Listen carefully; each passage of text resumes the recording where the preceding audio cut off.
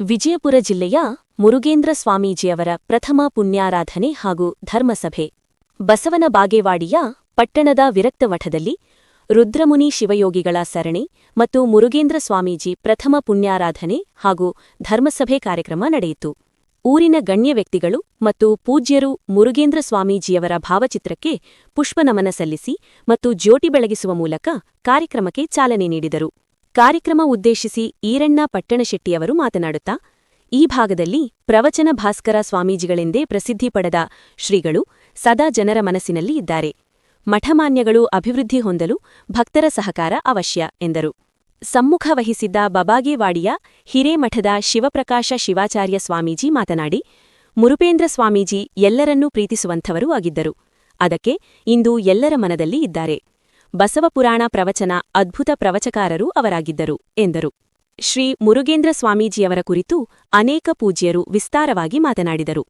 ಇದೇ ಸಮಯದಲ್ಲಿ ಅಭಿನವ ಮೃತ್ಯುಂಜಯ ಸ್ವಾಮೀಜಿ, ಸಿದ್ಧಲಿಂಗ ಮಹಾಸ್ವಾಮೀಜಿ, ಜಗದೀಶ್ ಕೊಟ್ರಶೆಟ್ಟಿ, ಸಂಗನಗೌಡ್ ಚಿಕ್ಕೊಂಡ, ಎಸ್ಎಸ್ ಝಳಕಿ, ಜಗದೇವಿ ಗುಂಡಳ್ಳಿ, ನೀಲು ನಾಯಕ್, ಬಸವರಾಜ್ ಹಾರಿವಳ, ಅನೇಕ ಊರಿನ ಮುಖಂಡರು, ಅನೇಕ ಭಕ್ತರು ಉಪಸ್ಥಿತರಿದ್ದರು.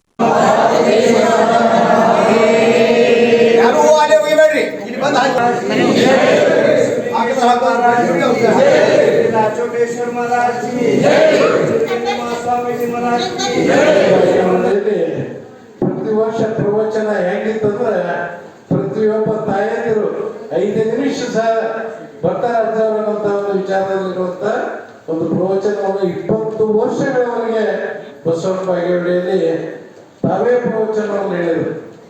6 ತಿಂಗಳವರೆಗೆ ಬಸವಣ್ಣನ ಪ್ರವಚನವನ್ನು ಹೇಳಿದಾಗ 6 ತಿಂಗಳವರೆಗೆ ಎಷ್ಟೊಂದು ಜಾಗೃತಿಯಾಗಿ ಬಸವನ ಬಾಗೇವಾಡಿ ಜನರಿಗೆ ಅಣ್ಣ ಬಸವಣ್ಣನ ಬಗ್ಗೆ ಸಾಕಷ್ಟು ವಿಚಾರಧಾರೆಗಳನ್ನು ನಡೆಸಿಕೊಟ್ಟಂತ ಪೂಜ್ಯರ ಯಾರಾದ್ರೆ ಅದು ಮುರುಗೇಂದ್ರ ಪೂಜ್ಯರ ಅಂತ ಹೇಳ್ತಿದ್ದು ನಾನು ಹೇಳಬೇಕಾಗ್ತಾ ಇದೆ.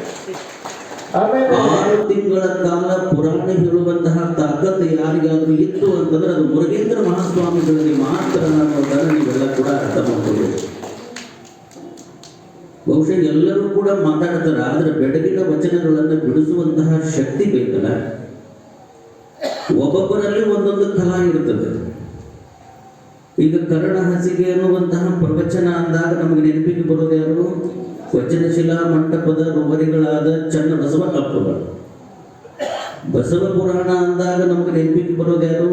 ಮುರುಗೇಂದ್ರ ಮಹಾಸ್ವಾಮಿ.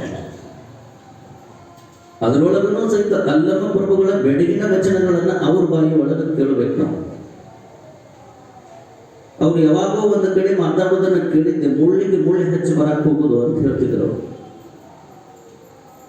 ಮುಳ್ಳಿಗೆ ಮುಳ್ಳು ಹಚ್ಚಿ ಬರಕ್ ಹೋಗುದು ಅಂದ್ರೆ ಏನ್ರಿ?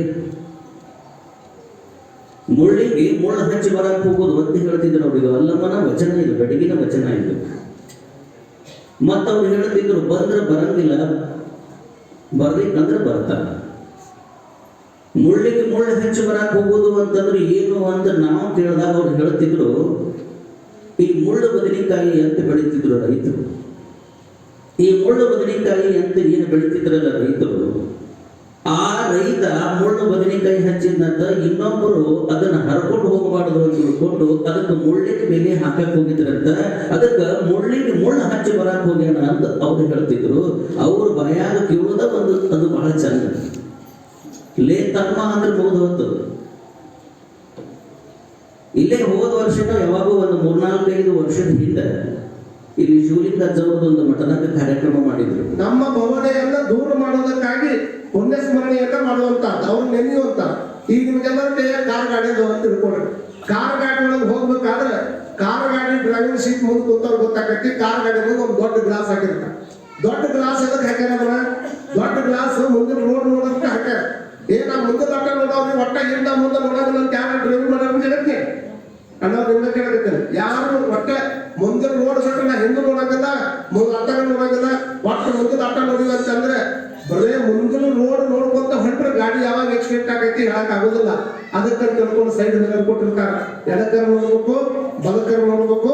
ಎಡಕ್ಕೂ ನೋಡಕ್ ಆಗ್ಲಿಲ್ಲ, ಬಡಕ್ಕೂ ನೋಡಕ್ ಆಗ್ಲಿಲ್ಲ ಅಂದ್ರೆ ನೆಟ್ ನಡು ನಿನ್ ಮುಂದೆ ಒಂದು ಸೆಂಟರ್ಗೆ ಒಂದು ಗ್ಲಾಸ್ ಆಗಿರ್ತಾರ.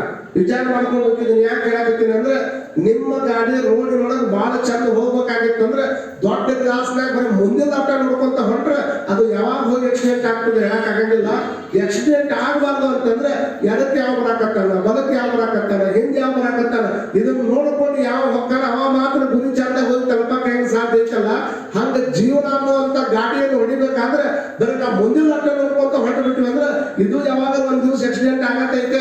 ಅದನ್ನ ಬಿಟ್ಟು ಹಿಂದೆ ನನಗೆ ಯಾರು ಆಶೀರ್ವಾದ ಮಾಡ್ಯಾರ, ನಮ್ಮನ್ನ ಯಾರು ಮುಂದೆ ಕಳ್ಸಕ್ ಪ್ರಯತ್ನ ಪಟ್ಟಾರ ಅಂತ ಹಿಂದಿನ